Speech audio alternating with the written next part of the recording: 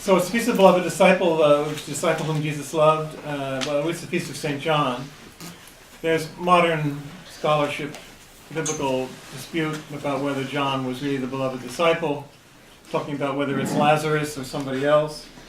But the important thing is that John was taken to be the beloved disciple during history, and so and besides, it doesn't matter who it is. It's you. It's everybody. So just as well, we don't know exactly who the beloved disciple was, which is obviously the intention of the author of the gospel. Purposely didn't identify who the beloved disciple was, perhaps just to show us that everybody is the beloved disciple. Anyway, that's the way we should be interpreting it now for ourselves, and especially in the context of the Song of Songs. So here we are. We're going to pass around the text. Thank you. Thank you.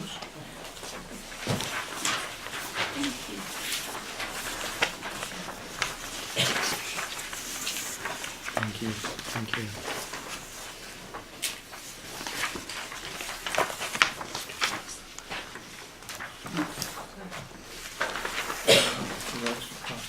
I have an extra pen. Okay. That was pencil.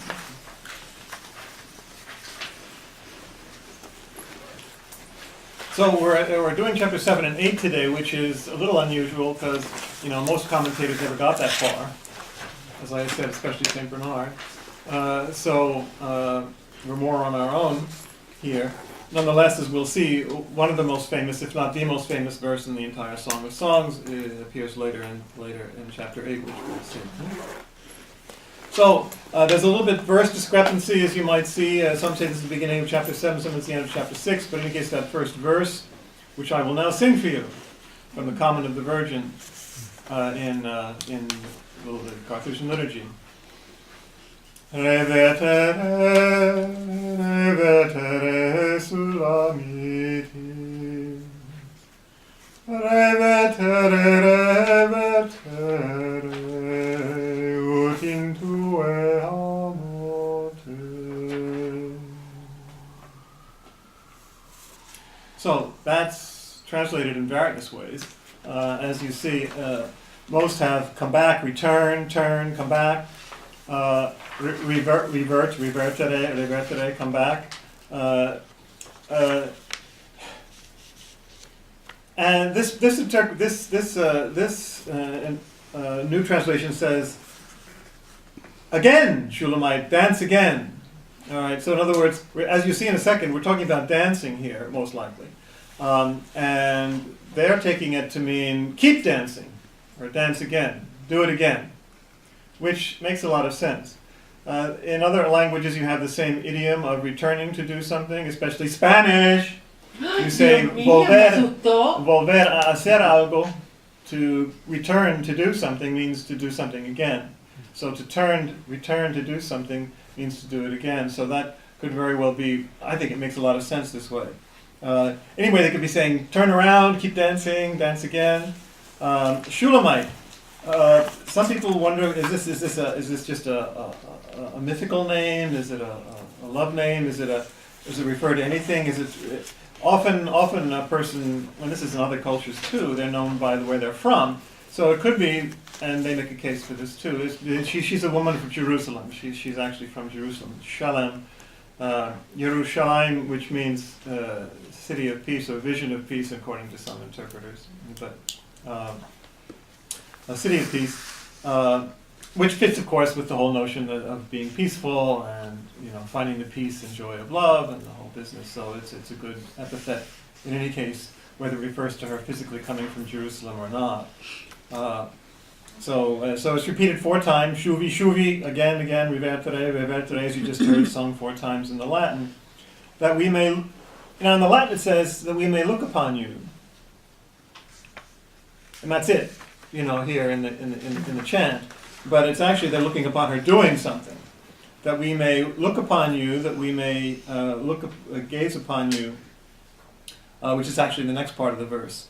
But that we may watch you, well, actually, that is all it says here. That we may watch you. But then we see in the next part of the verse what they're watching her doing. That we may watch you, Shulamite, as the dances of Machanaim. And it's dual, so it looks like they're talking about two something. Dances, and they take it to mean down the rows of dancers. So as if there are two rows of dancers like surrounding her, and she's dancing in the middle, which would make some sense. But as you see from the translations, some of them say, one of them for the New Revised Standard says that a dance before two armies, or two companies in the New American Bible. As the others just say lines of dancers, New Jerusalem Bible, the English Bible. And it's more likely to be lines of dancers on either side. You know how they line up dancing, and she's dancing maybe in the middle. But we can maybe look upon and this is the way some of the fathers would interpret it, look upon it as bring the two together. Maybe it's a dance, but you have the two different armies. So good and bad, difference of virtues and vice. She's there dancing in the middle, and they're situated around. There's kind of an ascetical, mystical commentary on her own identity. And how they dance together is also interesting. Now I'm going a little beyond the Jewish tradition, as you know, has Yetzer Tov and Yetzer Hara, which means you have the good impulse and the bad impulse, and it's all kind of like the two angels that we sometimes picture on our shoulder, a good impulse and a bad impulse. But the Jews don't mean that it's bad absolutely. They just mean, this pushes us in a direction like aggression or sensuality or something, in a way that could be a little bit of a problem if we don't know how to manage it. But it's not bad in itself. So it's kind of a dance of these different impulses that can be integrated and harmonized and become a dance when they work together. This is very Jungian. This is very much the way we should see our own dance of the passions in ourselves, that we don't try and just destroy them, like kill the dragon, but that we tame the dragon or integrate it and work together. I'm reminded too of the beautiful in the Hindu Buddhist tradition, the churning of the milk sea, which I saw when I was at Angkor Wat, where you have just precisely something like 98 demons, asuras, and 98 devas, or angels and good angels, 100 angels and 98, so there's a little bit of an edge to the good, and they're pulling back and forth on the cosmic snake, churning the milk sea, all these, very cosmic and also erotic images, pulling back and forth, and, the Vishnu is the one that's being pulled in the middle, and out of him comes Lakshmi, his consort, as a result of this churning. So it's very interesting. It's the same basic idea that ultimately love and ultimately spiritual maturity comes from a dance of all these different forces of the universe within us that are made to be harmonized.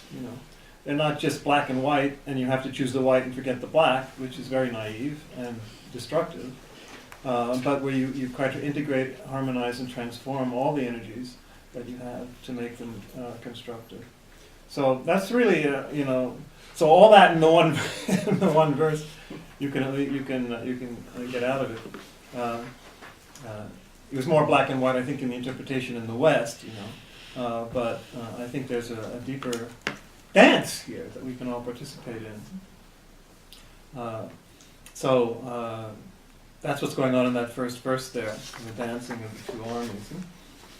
And now we go on to a second description of the Shulamite, of the bride, so to speak. He says, "How lovely are your steps in your sandals." Bath Nadiv, which means nobleman's daughter, daughter of the noble one, in other words, the princess. Saint Nadiv, we just saw that Aminadab, remember the chariot in the previous verse that was so hard to translate, the same word Nadiv, which means noble, or Nadab. Now when it says, Quam pulchris congressus tui in calcea mentis ilia principis. That's the Gregorian version of it. And it has gressus, your steps. So it's not just how graceful are your feet in your sandals, which some might translate, but it's the steps, the movement of the feet in the sandals, which fits perfectly with the dancing. So you have to make sure you translate that correctly. So how graceful are your steps in your sandals, as you're dancing. This is connected to that previous. Now, it's a reference also to some of the medieval fathers I saw as a reference to the incarnation, that you're in your sandals, just like the sandals that John the Baptist couldn't untie, a symbol because they're made of skin. They're a symbol of the incarnation. So it's a dance not divorced from the life of the body, but included in it. Okay, so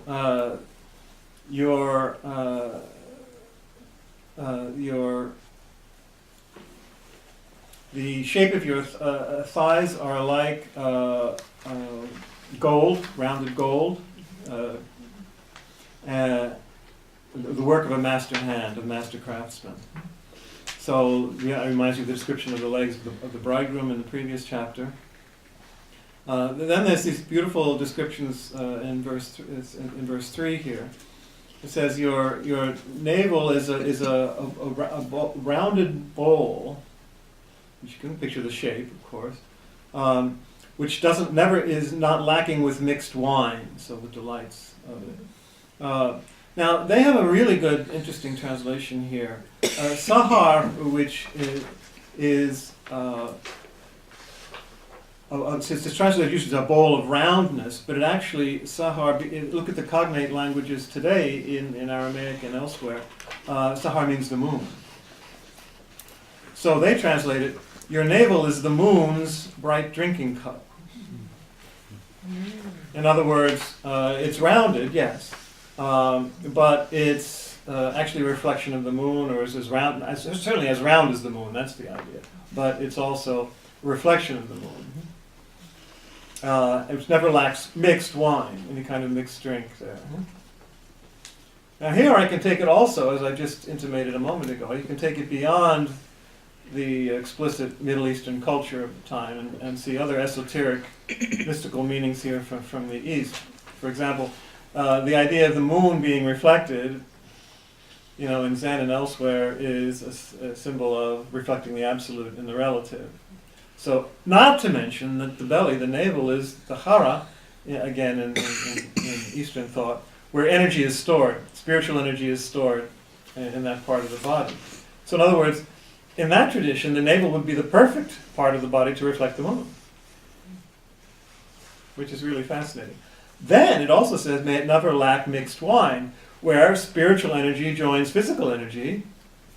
That's the mixed wine of divine and human. So it's a really enormously suggestive image, especially if you let it be associated with other mystical traditions as well. And if you take the moon as being more explicitly there. Of course, in the Christian tradition, the Catholic tradition, that's a Eucharistic image.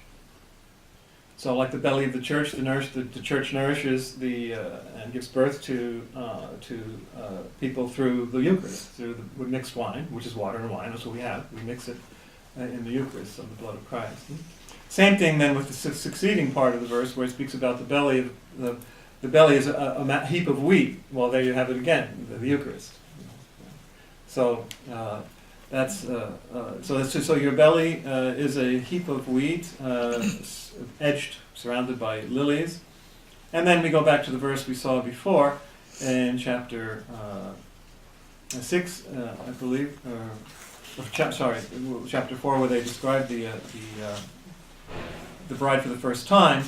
It says your breasts are twins of a gazelle, the breasts are two fawns. Twins of the gazelle. So we saw that before, that comparison before, and how the church took that to mean, the bride having love of God and love of neighbor as in full perfection. Now you notice from the bridegroom, I don't know why the bridegroom went from the head down, but we're going from up here in the description of the bride. So we've gone, from the belly to the breast. Now we have the neck. So it says your neck is a tower, like a tower of ivory. And that is an image that comes from the Litany of the Blessed Virgin, is it not? Tower of ivory, I believe, is there. Yes. Well, that's where we get it, right, from the description of the bride right here in the Song of Songs. Remember that the Song of Songs was applied into the Virgin liturgically, primarily, in the Middle Ages. So the primary use of the Song of Songs, I repeat, in the Middle Ages particularly was as applied to Mary. And then your eyes are like the pools of Heshbon, another one of these ancient capitals or ancient cities to have this kind of evocative sense of ancient beauty. By the gates of Bathrabim is what it literally says, but the daughter of the multitude, or the daughter of the... Rabbim can mean multitude, but as you see the word rabbi kind of means like a multitude, a bigness of wisdom. So rabbi in that sense does not just mean a multitude, but mean Lord. So here they translate it as the city of lords, the gates of the daughter of the great ones. And interestingly enough, they do point out linguistically, your eyes, there's a related word in Hebrew is also pool. So your pools are like the pools. And you can see why the word would be the same in Hebrew, because the eyes are pools. They're liquid and shining, and so they have that impression. And this is another one of these images that wouldn't go over too well today, but your nose is like a tower of Lebanon. Yeah, well, there are some long-nosed models, but not too many.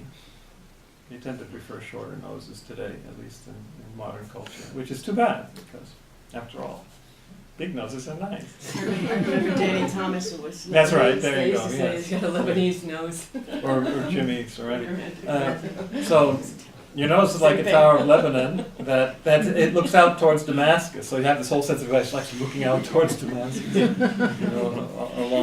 But just like a long neck, as I said, tower of ivory is a symbol, was a symbol of beauty. Still is today, I would say. Some of these Egyptian queens, you see this, they have long necks, but also the long nose here. And your head is upon you like caramel. All right, now caramel is not caramel, it's caramel, which is a very fruitful mountain, as you know, Mount Carmel, which is where we get the Carmelites, which was very lush, and so that's the idea of lush hair and rich hair. And the tresses of your head are like purple. We saw that already. That came before. So, and they point out very well, a black hair, when it's very rich and shiny, so has almost a purplish tint to it sometimes. So that's why that imagery would come from. And then, the head of the mystical body with the hair are the thoughts of the doctors of the church and that kind of thing. And then this next part, which isn't always translated, a king is held captive in your tresses. That's actually is what it's. That's essentially what they translated as here. Your king is caught in the thicket. So again, his king is bewitched, or maybe even physically. Caught in the thicket of your hair. So how beautiful, how wonderful you are, and how lovely.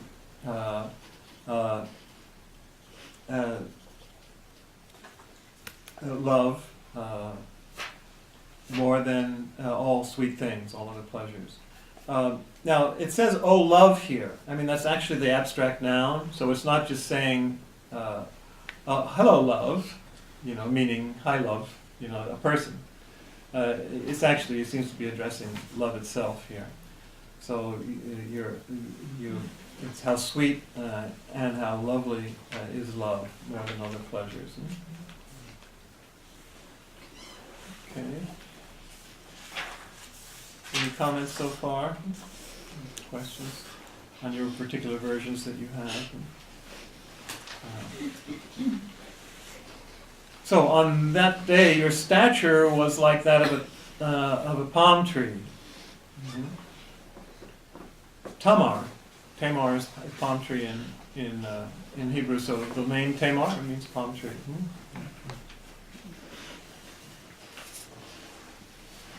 and your breasts are like clusters of fruit. Okay, so, and of course the palm tree is the cluster of the fruit. In this case, is dates, right?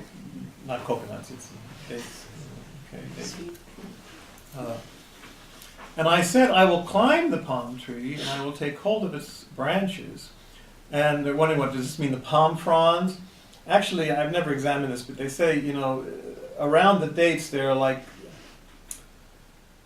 straw, some kind of plant formation in a palm tree that's around the dates, which isn't the palm branches themselves, and that might be what they're referring to here. I'm going to take hold of that, take hold of its branches. And I am going to sing, let's see, where is it? I think it might be for Vespers, actually. Okay.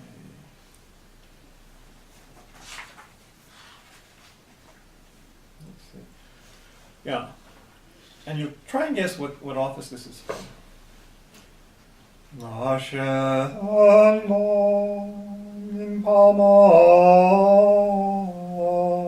et apprehendam fructus eus et erunt ubera tua sicut potrivine.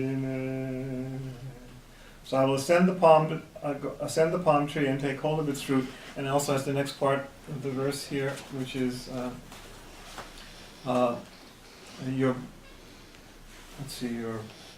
your breasts are like the clusters of the vine. So that's the next part here. And the scent of your breath like there's that apples again. It's apricots, remember? And and we'll see the rest of it in a minute. So it says, I will climb the palm tree and take hold of its fruit, and the breasts will be like clusters of the vine.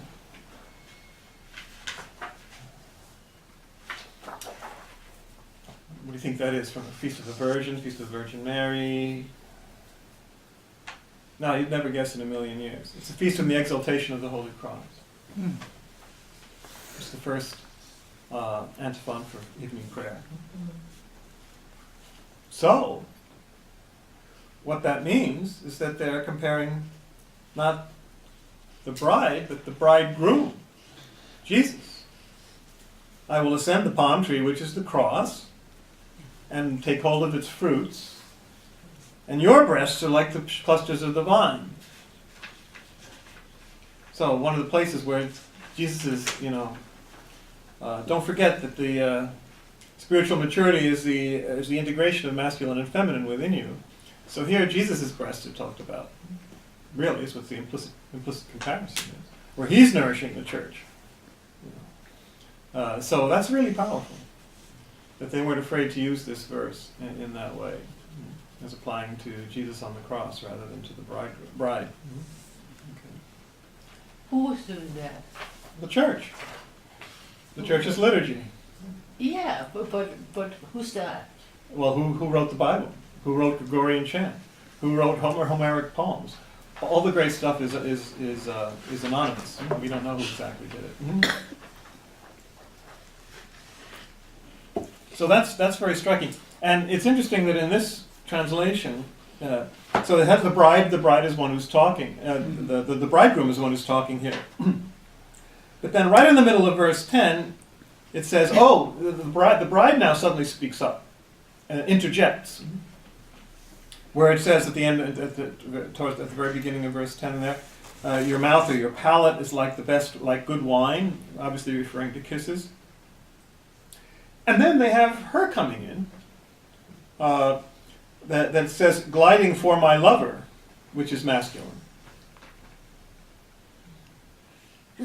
But you see, that's why it might have been easier to take the first part of the verse as applying as her speaking too, where I will climb the palm tree and take hold of its clusters. I mean, that's probably not what's going on, but you can see why the interpretation could have come up and could have been used as the bride speaking. Because here now, suddenly, interjecting right in the middle of the verse, the bride is speaking. And she says, oh yes, so your mouth is like good wine, and then she comes in and says, yes, that goes down from my beloved justly or beautifully or in a lovely way, gliding over, now this is a translation problem, to gliding over lips and teeth. So it's like good wine, referring to kisses here, like good wine gliding over, for my beloved, lips and teeth. But in the Hebrew, that's what the Greek and the Latin have.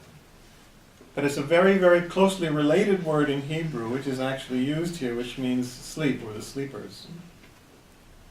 So it's gliding over the lips, even though lips and teeth seems to go well together. What the Hebrew actually says, at least in the version we have, is that it's gliding over the lips of sleepers. So as if they were kind of either sleeping with love, or asleep with love, or they're being roused from love by the kisses, being roused from sleep by the kisses. Kind of like dazed with love. I was saying a moment ago that verse that I sang about ascending the palm tree is from the song, from the Feast of the Exaltation of the Holy Cross. It's referring to Christ on the cross. It's not referring to the bride at all, but to the bridegroom, which is very striking indeed. Gliding over the lips of sleepers. And then it concludes here on this page by saying, I am my beloved's, and, this is really interesting. And his desire for me, over me, is his desire, his longing. This is the most feminist verse in the whole Song of Songs. Why? Because the word that's used here is only used 2 other times in the Bible. It's used in the book of Genesis. His desire. His desire is for me. It's used when Eve is cursed, and Adam is cursed right after they sin. And it says, the man will have dominion over you, and your desire will be for him. Like, he's going to have dominion over you and be aggressive towards you, and you're going to have this desire which can't be controlled for him. But here it's his desire for her. In other words, the same thing that was supposedly put down of women is now applied to the man. So it's obviously redeemed. And his desire, then, is for her. The only other time it's used is a few chapters later when it says, sin will desire you, O Cain, who've just killed Abel. So it's very negative, both cases. But here it's been turned around. But where it says, I belong to my lover, that's her speaking. Yes. And then she says, his yearning is for me. His yearning is for me. Yeah. So that's why I say it's the most feminist verse in the whole song, because it's taking a word that had a very negative connotation applied to women, now redeemed and applied to men in the same context. The same context of interaction between the sexes, by the way, as we saw in Adam and Eve. Now it's turned around in a positive sense. So that's something you would never know unless you knew the background of the word, unless you were a Hebrew speaker or studied the thing. But it's very striking. And they make a big deal out of it, of course, here in the commentary. So, we continue. Come, my beloved, let us go out to the fields and spend the night among the flowering henna blossoms, the kaparim. An erotic encounter. Let us go early to the vineyards, and we've seen this kind of verse earlier already, to see if the vines are budded, if the blossoms have opened, and if the pomegranate tree is in flower. So the same kind of imagery all through that, meaning erotic availability, and that's what she finishes by saying. There I will give you my love making. Right. Okay. And the mandrakes give forth their scent. All right. As in Hebrew culture, so also in later culture, medieval culture, mandrakes were aphrodisiacs. So that's what's being evoked here as well. So the air is filled with the scent. The mandrakes give forth their scent, literally. And at our doors, all the richest, rarest fruits, old and new, my beloved, I have hidden away for you. Old and new, fruits and delights. So that's interesting. Well, obviously, you see what the mystics did with that. Like the steward, as Jesus says in the gospel, brings out from their hold, from the storage, things old and new. So you can take the tradition and new things and put them together, which is the ideal. So obviously the commentators made a great deal out of that in the mystical sense. What the church should be doing, what each one of us should be doing, is taking what's old and new in our lives, in the cultures, in our tradition, and new insights, and bringing them together as fruits for the beloved. The fruits of the beloved. I mean, he's the one that's made them such. So that's definitely evokes for a Christian listener that parable from the gospel.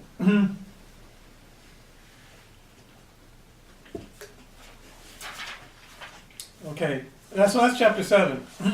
Now we're on to chapter 8. Now this gets a little trickier. There are lots of mothers and stuff coming up here, which had all sorts of interpretations as we go along. So, who will give you to me as a brother? In other words, if only you were my brother, who nursed at my mother's breast. So in other words, if you were really my brother, I would find you in the streets and kiss you, and they would not scorn me. Okay, now, if on the literal sense, that seems to be saying, obviously I can't go around kissing you in public, so if only you were my brother, so I could kiss you in public. That seems to be what she's saying. Now, on the mystical level, obviously it's taken, well, you are a brother to me. You're part of my humanity now, Jesus. You've taken on, in your incarnation, you've taken on, nursed at my own mother's breast. You were a woman, Mary, the mother Mary. I would kiss you in the streets and no one would scorn me. So, in a mystical sense, it's basically saying Jesus is our brother, and that's perfectly fulfilled here. Okay, but now it gets a little more complicated. Let's see. I would lead you to and make you come into the house of my mother. She would teach me? Seems to be what it's saying. She will teach me. The church will teach you. Your own mother will teach you. It's what seems to be literally. Her mother's going to teach her about the ways of love. Would seem to be the indication. Not quite sure. And I would give you to drink from spiced wine, the juice of the pomegranate. So the house of my mother is at the church, is the mother of the church. That's somehow, especially she's teaching, that's the way it was taken mystically.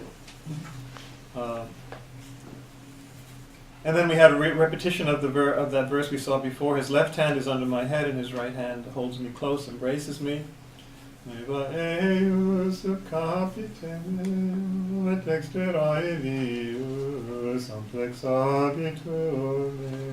of the most popular verses in Gregorian as well. Remember what I said? Left hand is the gauche, sinister side, the less important thing. So that holds my head in the effort to think and what to do on the outside. But the right hand embraces me because that's contemplation and prayer, which is the higher one. And then the repetition of that verse we saw already, the formula, I adjure you, daughters of Jerusalem, by the gazelles and hinds of... you Jerusalem, not to arouse, not to awaken love until it so desires, until it's ready.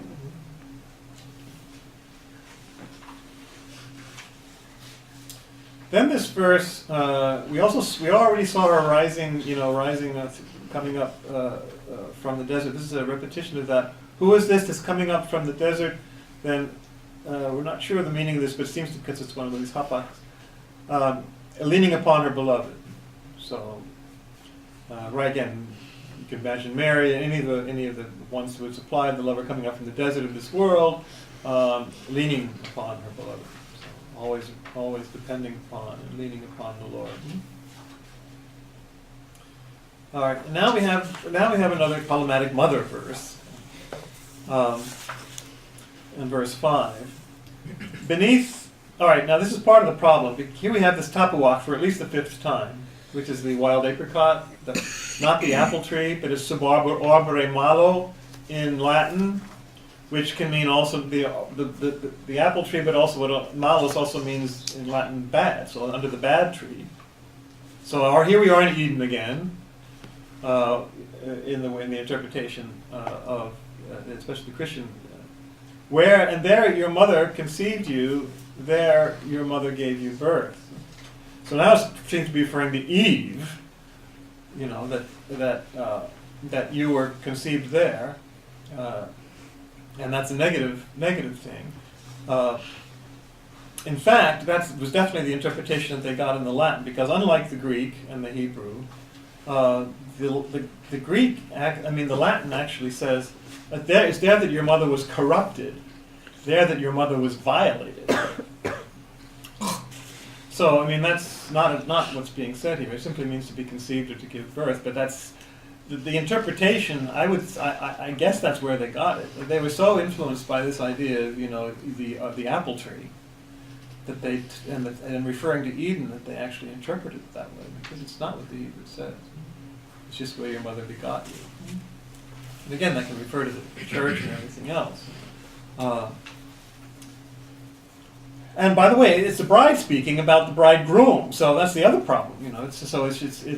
Yes, Mary begot you there under she's part of again, a reference to the incarnation is part of the line of humanity, but it's certainly not violated in that sense. So this is the most famous verse in the Song of Songs, the next one, and which is still used for weddings, part of the wedding liturgy today. And it's the very next verse, remember I sang from the song from the Feast of the Holy Exaltation of the Cross, I will ascend the palm tree, first antiphon for evening prayer. The second antiphon is this. Place me as a seal upon your heart. This is also used in the Feast of the Sacred Heart. This verse, this antiphon. Place me as a seal upon your heart. So place me, bind me as a seal. What is a seal? It's a signet ring. It's a stamp, an official seal, culturally speaking, which is either worn around the neck, put me as a seal on your heart, or a seal on your arm is worn as a ring or a bracelet or an amulet. It's a tattoo. No, it's not a tattoo. Why not? Because it's a seal that you use to use this for letters, where you put the seal on the wax of the letters, etc. Would it be branding? The branding? No, not culturally. No. So too bad for your tattoos.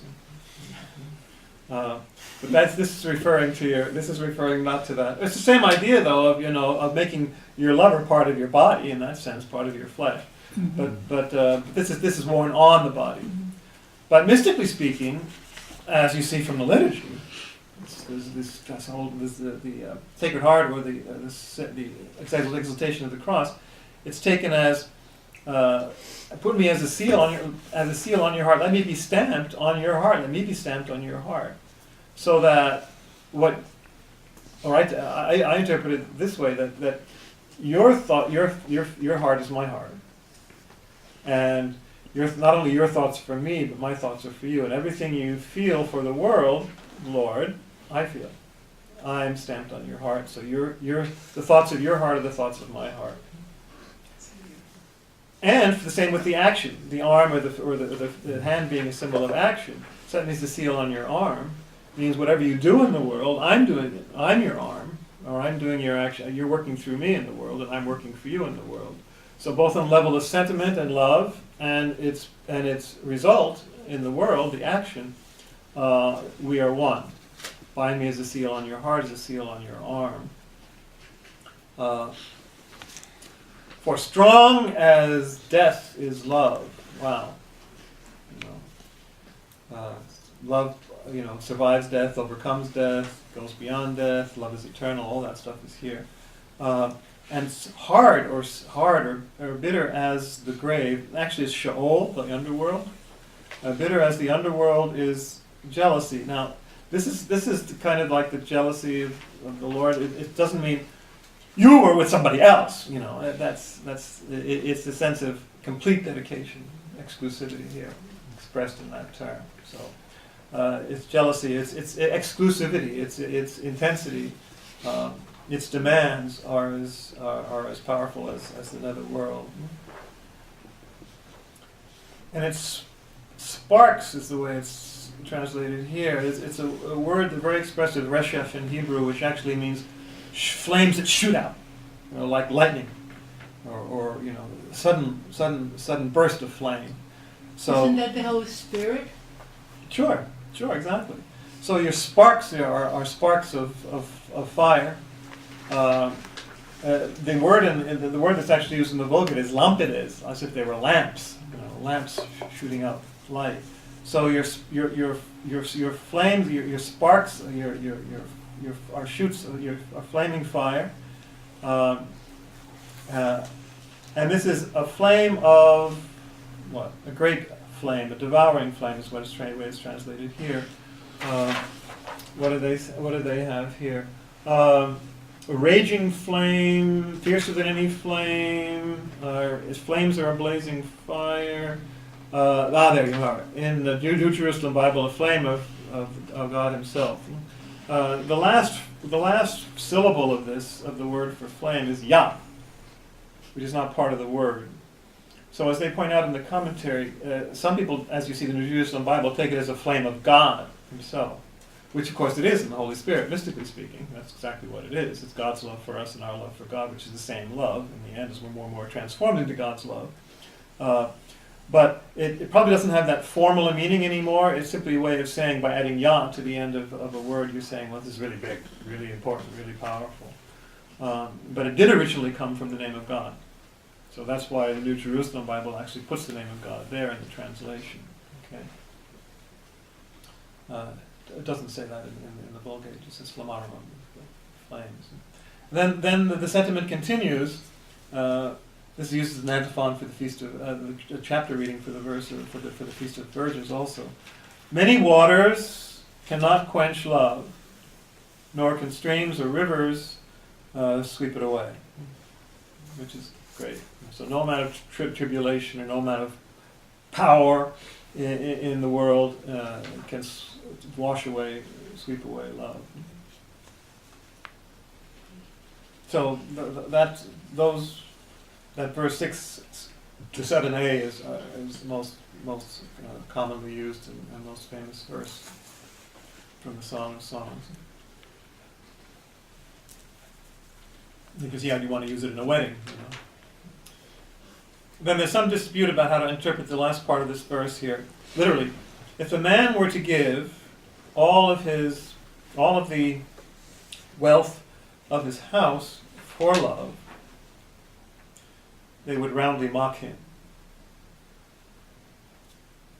What does that mean? Well, probably what it means is, if you think you can buy love with money, you're out of your mind. You're crazy. And that's probably what it means. You can't buy love, even though you can buy a trophy wife, but you can't buy love. So you can get a lot of things with money, but you can't really buy love. Love is not for sale. Another way of interpreting would be less likely, as the commentary says. If a man were to give everything he had for love, there are people who would call him crazy. In the sense of, what, you're giving up everything just for love? You're marrying below your station? Or whatever, But that's probably not what it means. Well, it's another sentiment, of course, which you do find. The way the Vulgate interprets it is a third way. It says, despiciat eam, quasi nihil despiciat eam, which means he would think it nothing. He would despise it as nothing. Meaning, if a man gave all his riches, he wouldn't give it a second thought. He would despise the riches as nothing in order to buy love. He would think that a small price to pay for love. That's the way the Vulgate interprets it.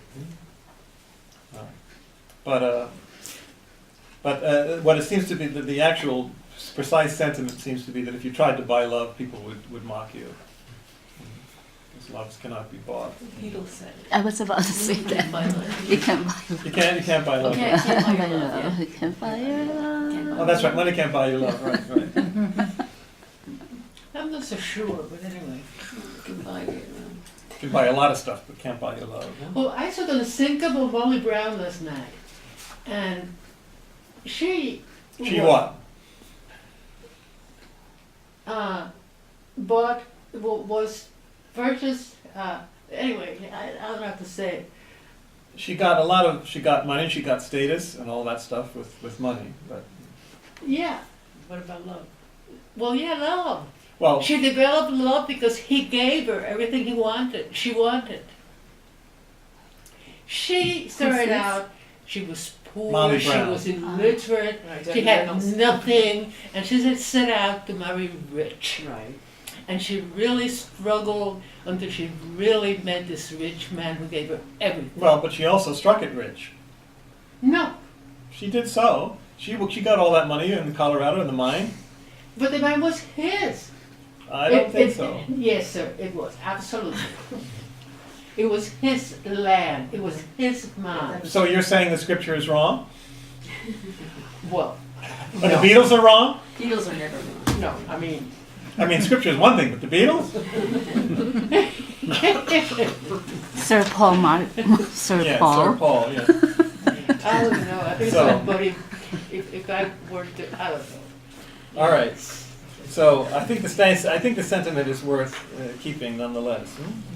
So how are we doing? Oh, we're doing well. Okay. So here these verses are almost never commented on. So these final verses. So we just have to see what we can make out of them.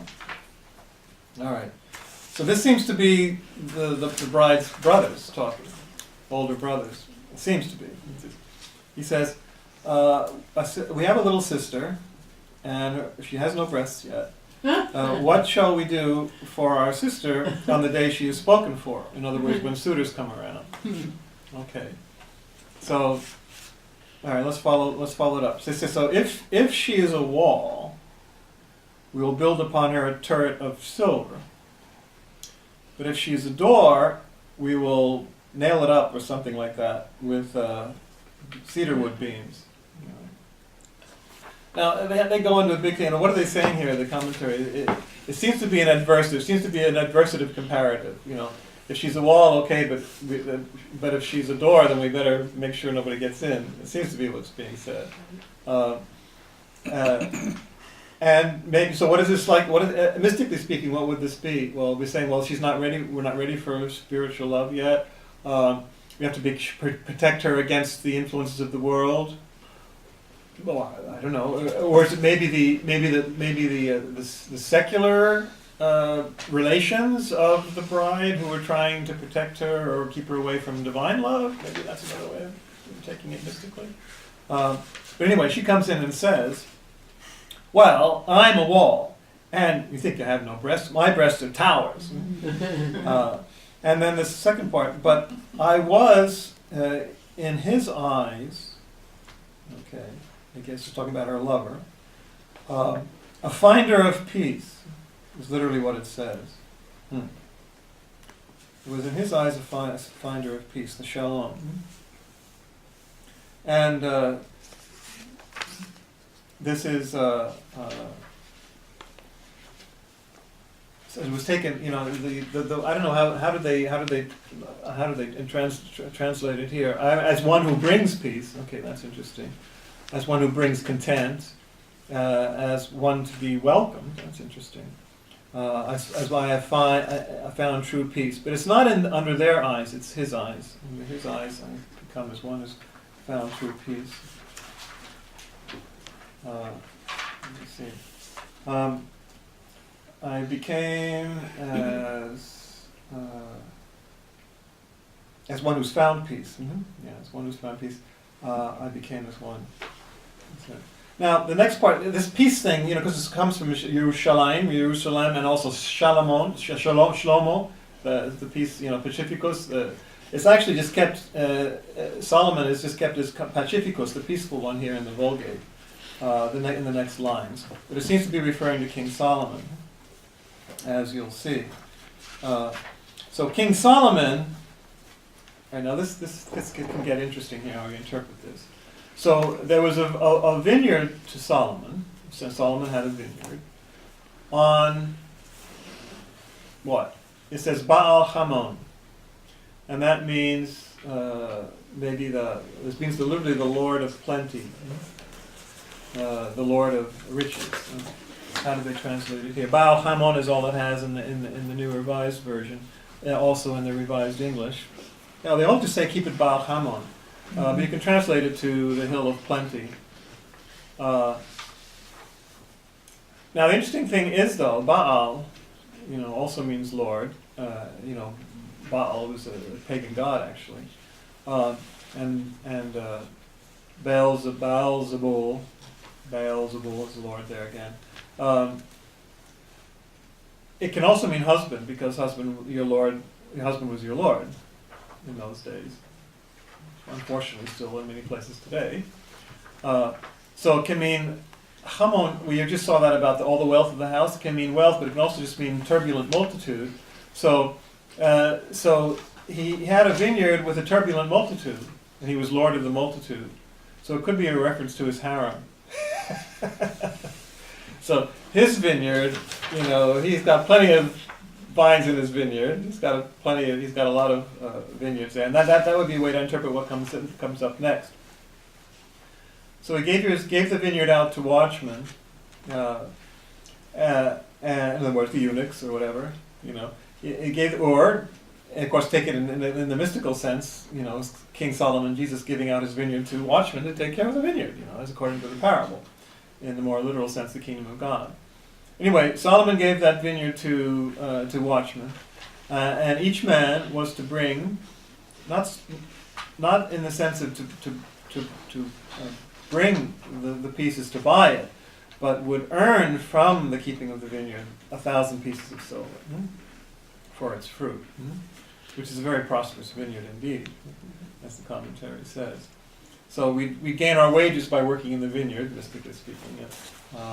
Otherwise, then she goes on to say, well, my vineyard is my own. Remember in the very first chapter, she started by saying, I did not keep my vineyard. And here she says, well, on the contrary, now I'm fully in control. My vineyard is mine. So she says, the 1,000 are for you, Solomon. And this translation says, keep your 1,000, Solomon. In other words, you can have all the concubines you want, but I'm special here, and you can pay the 200 to the ones who keep the fruit. For all the workmen in the vineyard. Mystically speaking, those who are only workmen and not mystics. Maybe there's a little bit of that in there, but she says she's the real thing now. We saw the verse before. One is my beloved, one of my dove. There are 60 queens and 100 concubines. They actually said that. So maybe a reference to that here as well. But I think the idea of telling Solomon, keep your 1,000 concubines with the Baal Hamon, I think that's a very, very, very, very insightful translation, I think. And then the last two verses. So, you who are sitting in the garden, and so call here. It's feminine, so there's no doubt that it's the bridegroom speaking. You who are sitting in the garden, late woman in the garden, all our friends, my companions, are listening for your voice. Let me hear it. Ashmini, let me hear it. It's just one word in Hebrew. Let me hear it. And then she responds. This is the last verse of the song. Flee, my beloved. All right. It's most of the translations have that right. Fugge in the Greek and the Latin. But as you see in these modern translations, they have make haste, come into the open, be swift. Only the Jerusalem seems to get it right. Haste away, my love. It means to flee away, run away, my gazelle, my wild stag, on the mountains of spices. Right, it's the image. But so as they make the case, this is really saying. We finished our as we've seen already, passing the night in the fields, and the dawn has arrived. So lest we be discovered, you better get out of here. We've seen that already as the day, as the shadows lengthen and as the air breathes. That was also the interpretation that at dawn he had to run away. Until tomorrow night. But that's the idea, the implication. He comes and comes again. So, any final comments or questions on this?